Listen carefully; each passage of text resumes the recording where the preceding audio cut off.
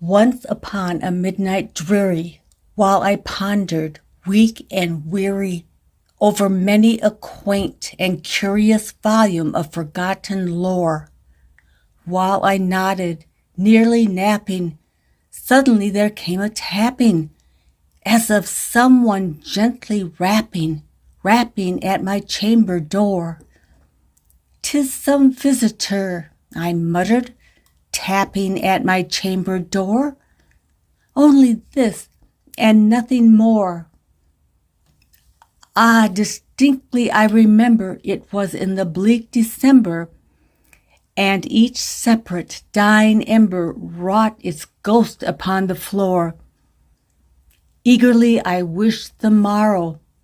Vainly I had sought to borrow from my books surcease of sorrow, sorrow for the lost Lenore, for the rare and radiant maiden whom the angels name Lenore, nameless here for evermore.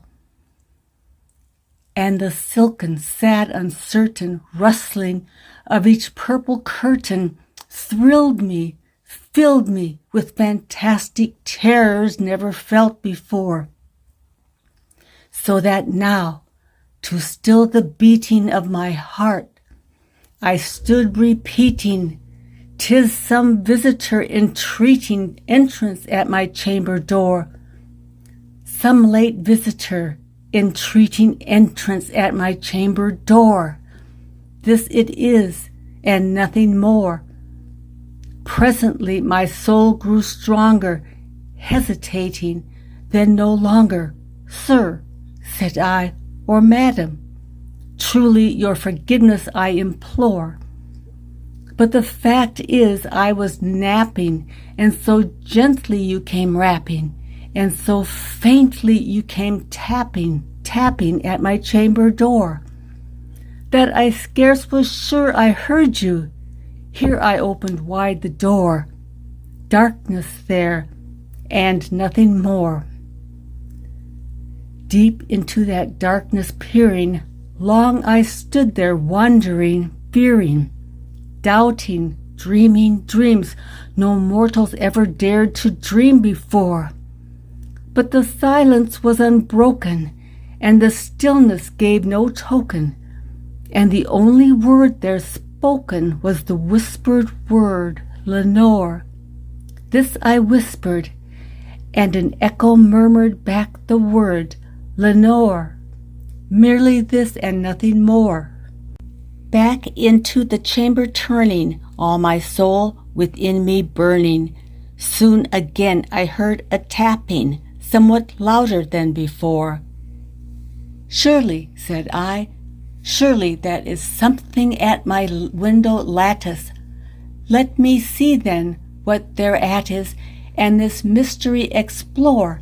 Let my heart be still a moment, and this mystery explore. 'Tis the wind and nothing more." Open here I flung the shutter, when, with many a flirt and flutter, in there stepped a stately raven of the saintly days of yore.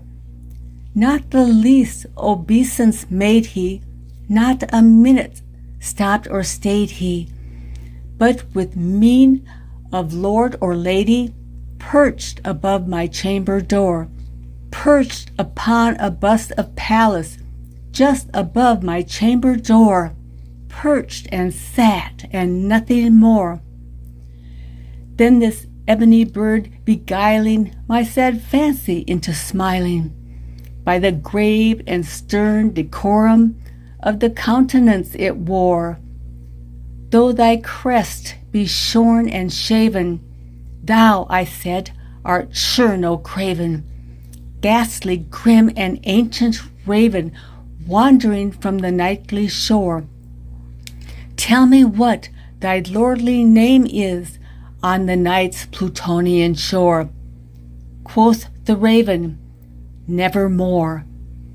Much I marveled this ungainly fowl to hear discourse so plainly, though its answer little meaning, little relevancy bore. for we cannot help agreeing that no living human being ever yet was blessed with seeing bird above his chamber door. Bird or beast upon the sculptured bust above his chamber door, with such name as Nevermore. But the raven, sitting lonely on the placid bust, spoke only that one word, as if his soul in that one word he did outpour. Nothing further than he uttered, not a feather than he fluttered, till I scarcely more than muttered, other friends have flown before. On the morrow he will leave me as my hopes have flown before. Then the bird said, Nevermore. Startled at this stillness broken by reply so aptly spoken, doubtless, said I, what it utters is its only stock and store, caught from some unhappy master, whose unmerciful disaster followed fast and followed faster, till his songs one burden bore, till the dirges of his hope that melancholy burden bore of never, nevermore. But the raven, still beguiling all my fancy into smiling, straight I wheeled a cushioned seat in front of bird and bust and door. Then upon the velvet sinking, I betook myself to linking fancy unto fancy, thinking what this ominous bird of yore, what this grim, ungainly, ghastly, gaunt, and ominous bird of yore meant in croaking nevermore. This I sat engaged in guessing, but no syllable expressing to the fowl whose fiery eyes now burned into my bosom's core. This and more I sat divining, with my head at ease reclining on the cushion's velvet lining that the lamplight gloated o'er, but whose velvet violet lining with the lamplight gloating o'er she shall press, nevermore. Then methought the air grew denser, perfumed from an unseen censer, swung by seraphim whose footfalls tinkled on the tufted floor. Wretch, I cried, thy God hath lent thee, by these angels he hath sent thee respite, respite, and nappen thee from thy memories of Lenore. Quaff, O quaff, this kind nappen thee, and forget this lost Lenore. Quoth the raven, nevermore. Prophet, said I, thing of evil, prophet still, if bird or devil, whether tempter sent, or whether tempest tossed thee here ashore, desolate yet all undaunted, on this desert land enchanted, on this home by horror haunted, tell me truly, I implore, is there balm in Gilead? Tell me, I implore. Quoth the raven, nevermore. Prophet, said I, thing of evil, prophet still, if bird or devil, by that heaven that bends above us, by that God we both adore, tell this soul with sorrow laden if, within the distant Aidenn, it shall clasp a sainted maiden whom the angels name Lenore, clasp a rare and radiant maiden whom the angels name Lenore. Quoth the raven, nevermore. Be that word our sign in parting, bird or fiend, I shrieked, upstarting. Get thee back into the tempest and the night's plutonium shore. Leave no black plume as a token of that lie thy soul hath spoken. Leave my loneliness unbroken. Quit the bust above my door.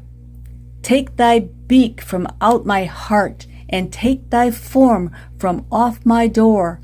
Quoth the raven, nevermore. And the raven, never flitting, still is sitting on the pallid bust of Pallas just above my chamber door.